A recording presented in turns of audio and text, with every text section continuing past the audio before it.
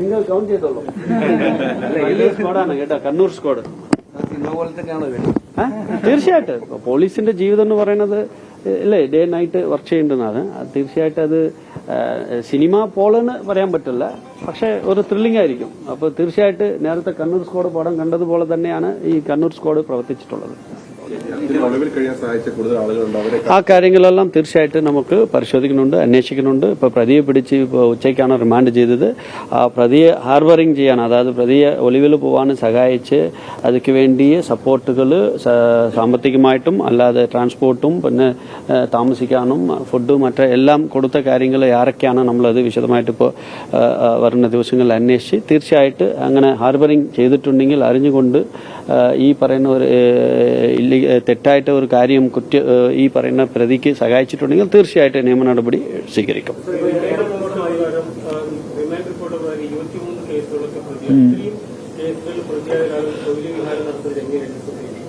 അല്ല, നമുക്ക് അദ്ദേഹം വെല്ലുവിളിച്ചത് കൊണ്ട് ഇപ്പോൾ നമുക്ക് കണ്ടല്ലേ, പിടിച്ചല്ലേ പോലീസ്. അപ്പോൾ അതൊരു കാര്യമല്ല ഇപ്പോൾ.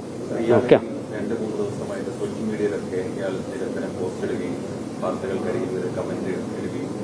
അതെല്ലാം പരിശോധിക്കുന്നുണ്ട്. ആ കാര്യങ്ങളെല്ലാം നമ്മൾ നിയമവിരോധമായിട്ട് എന്തെങ്കിലും ആരെങ്കിലും ഈ പ്രതി മാത്രമല്ല പ്രതിക്ക് വേണ്ടി സഹായിക്കാൻ വേണ്ടി ചെയ്തിട്ടുണ്ടെങ്കിൽ തീർച്ചയായിട്ടും അതെല്ലാം പരിശോധിച്ചിട്ടുണ്ട്. ഇപ്പോൾ ഇല്ല, നമ്മൾ ഓപ്പറേഷൻ ഗ്രിപ്പ് സംസ്ഥാനം മുഴുവൻ നമ്മൾ ഈ പറയുന്ന anti socials ADGP law and order സാറിന്റെ നിർദ്ദേശമനുസരിച്ച് എല്ലാ സംസ്ഥാനം മുഴുവൻ നമ്മൾ ഓപ്പറേഷൻ ഗ്രിപ്പ് നടപ്പിലാക്കി വരികയാണ്. അതിന്റെ ഭാഗമായിട്ട് ഈ ഗുണ്ടാസും റൌഡീസും നമ്മൾ പരിശോധിക്കുകയാണ്. പെൻഡിങ് ഇൻവെസ്റ്റിഗേഷൻ കേസിൽ അറസ്റ്റ് ചെയ്തിട്ടില്ലെങ്കിൽ അങ്ങനെയുള്ള ഗുണ്ടാസും റൌഡീസും ഇൻവോൾവ് ആയിട്ടുള്ള കേസുകൾ പെൻഡിംഗ് ഉള്ള കേസുകൾ ഉടൻ അറസ്റ്റ് ചെയ്തുകൊണ്ടിരിക്കുകയാണ് ഇപ്പോൾ ജില്ല മുഴുവൻ. അതുപോലെ തന്നെ ഈ കാപ്പ കേസുകൾ പീരീഡ് കഴിഞ്ഞ് പുറത്തിറങ്ങിയവരെല്ലാം അവരുടെ ആക്ടിവിറ്റീസ് ഇപ്പോൾ നമ്മൾ പരിശോധിച്ചുകൊണ്ടിരിക്കുകയാണ്.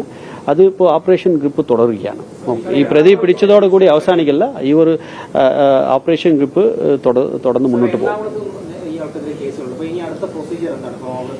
അല്ല, ഇപ്പം നമ്മൾ റിമാൻഡ് ചെയ്തിട്ടുണ്ട്. ഇനി ഇൻവെസ്റ്റിഗേഷൻ വേഗം കംപ്ലീറ്റ് ചെയ്തിട്ട് പൂർത്തിയാക്കുക. അതുപോലെ തന്നെ അദ്ദേഹം വേറെ ചില കേസുകളിലും ഇതുവരെ അറസ്റ്റ് ചെയ്യപ്പെട്ടിട്ടില്ല. ആ ഉദ്യോഗസ്ഥർ, അന്വേഷണ ഉദ്യോഗസ്ഥർ അറിയിച്ചിട്ടുണ്ട്. അപ്പോൾ അവരുടെ നിയമ നടപടികൾ സ്വീകരിച്ച് കോടതിയിൽ കുറ്റപത്രം കൊടുക്കുക.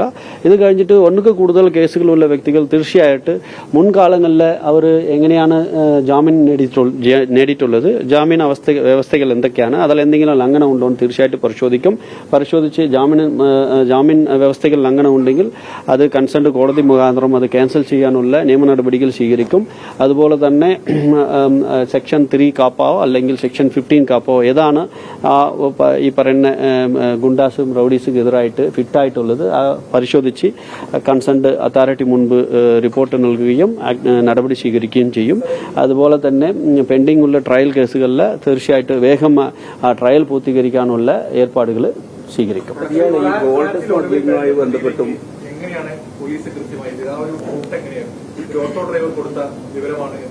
അല്ല, ഇതൊക്കെ വേണ്ടി നമുക്കിപ്പോൾ ഒരു വ്യക്തിയുടെ പേരെടുത്ത് അങ്ങനെ പറയുന്നത് ശരിയില്ല.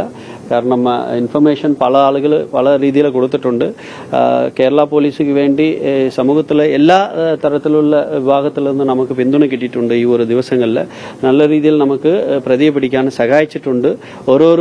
എല്ലാ സമൂഹത്തിൽ ഞാൻ പറയുന്നത് എല്ലാവരുമാണ്, പൊതുജനങ്ങളുടെ ഇടയിൽ നല്ല ഒരു സപ്പോർട്ട് പിന്തുണ കേരള പോലീസിന് ലഭിച്ചിട്ടുണ്ട്. അപ്പോൾ അതുകൊണ്ടാണ് നമുക്ക് ഇത് ഈസിയായിട്ട് പിടിക്കാൻ സാധിച്ചത്. ഈ പോലീസിന് വേണ്ടി സപ്പോർട്ട് ചെയ്ത് എല്ലാ ഇൻഫർമേഷൻസ് നൽകിയ ഓരോ വ്യക്തിക്കും പ്രത്യേകം നമുക്ക് നന്ദി രേഖപ്പെടുത്തുകയാണ്. ഞങ്ങൾ പറഞ്ഞല്ലേ 23 കേസുകളുണ്ടല്ലേ, ആ കേസുകളുടെ അവസ്ഥകൾ ഇപ്പം എന്താണ് പരിശോധിക്കാം. അണ്ടർ ഇൻവെസ്റ്റിഗേഷൻ കേസ് വേഗം നമ്മൾ കംപ്ലീറ്റ് ചെയ്ത് കോടതിയിൽ കുറ്റപത്രം കൊടുക്കാം. പെൻഡിംഗ് ട്രയൽ കേസുകൾ ട്രയൽ പൂർത്തീകരിക്കാനുള്ള നടപടികൾ സ്വീകരിക്കാം. കാപ്പ നടപടികൾ തുടങ്ങും. ബെയിൽ വയലേഷൻസ് ഉണ്ടെങ്കിൽ അതിന്റെ നടപടികളും തുടങ്ങും. അതുപോലെ സെക്യൂരിറ്റി പ്രൊസീഡിംഗ്സ് എവിടെയാണ് ആവശ്യമുള്ളത് ആ കാര്യങ്ങളെല്ലാം ഉടൻ തുടങ്ങും.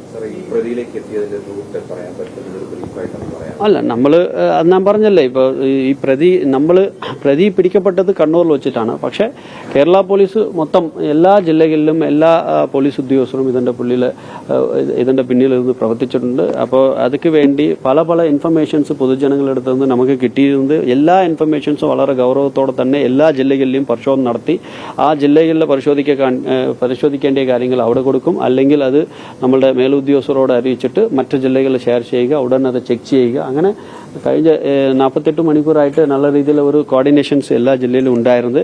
അതിക്ക് വേണ്ടി ശാസ്ത്രീയമായിട്ട് സൈബർ രംഗത്തിലുള്ള എല്ലാ സേവനങ്ങളും നമ്മൾ എടുത്തിട്ടുണ്ട്. ഓരോ ഇൻഫർമേഷൻസ് വെരിഫൈ ചെയ്താണ് ഈ പ്രതിയിൽ എത്തിയത്, പ്രതി പിടിക്കപ്പെട്ടത്. അല്ല, ആ കാര്യങ്ങളെല്ലാം നമ്മൾ അന്വേഷണത്തിൽ പറയാം.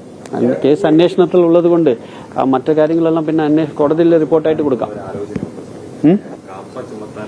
കാപ്പ ചുമത്തണമെങ്കിൽ ഒന്നുക്ക് കൂടുതൽ കേസുകൾ ഉണ്ടാവണം. അപ്പോൾ ഇയാൾക്കെതിരായിട്ട് ഒന്നുക്ക് കൂടുതൽ കേസുകളുണ്ട്. അപ്പോൾ ഇതെല്ലാം പരിശോധിച്ചിട്ട് കാപ്പ നിയമപ്രകാരം അദ്ദേഹം അർഹതയാണെങ്കിൽ തീർച്ചയായിട്ടും അതിന്റെ നടപടികൾ സ്വീകരിക്കും. ഓക്കെ,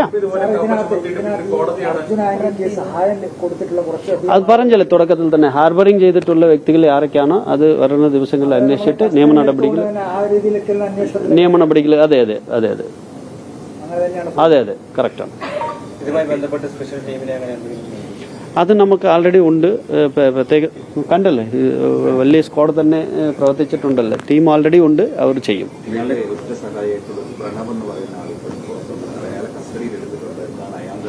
ഇദ്ദേഹത്തിന് വേണ്ടി ഹാർബർ ചെയ്ത എല്ലാ വ്യക്തികളെയും നമ്മൾ വ്യക്തികൾക്കെതിരായിട്ട് നിയമ നടപടി സ്വീകരിക്കും. നിങ്ങൾ കൗണ്ട് ചെയ്തോളൂ. വലിയ സ്ക്വാഡാണ് കേട്ടോ, കണ്ണൂർ സ്ക്വാഡ്. തീർച്ചയായിട്ടും പോലീസിന്റെ ജീവിതം എന്ന് പറയുന്നത് അല്ലേ, ഡേ നൈറ്റ് വർക്ക് ചെയ്യേണ്ടതാണ്. തീർച്ചയായിട്ടും അത് സിനിമ പോലെന്ന് പറയാൻ പറ്റില്ല, പക്ഷെ ഒരു ത്രില്ലിംഗ് ആയിരിക്കും. അപ്പോൾ തീർച്ചയായിട്ടും നേരത്തെ കണ്ണൂർ സ്ക്വാഡ് പടം കണ്ടതുപോലെ തന്നെയാണ് ഈ കണ്ണൂർ സ്ക്വാഡ് പ്രവർത്തിച്ചിട്ടുള്ളത്.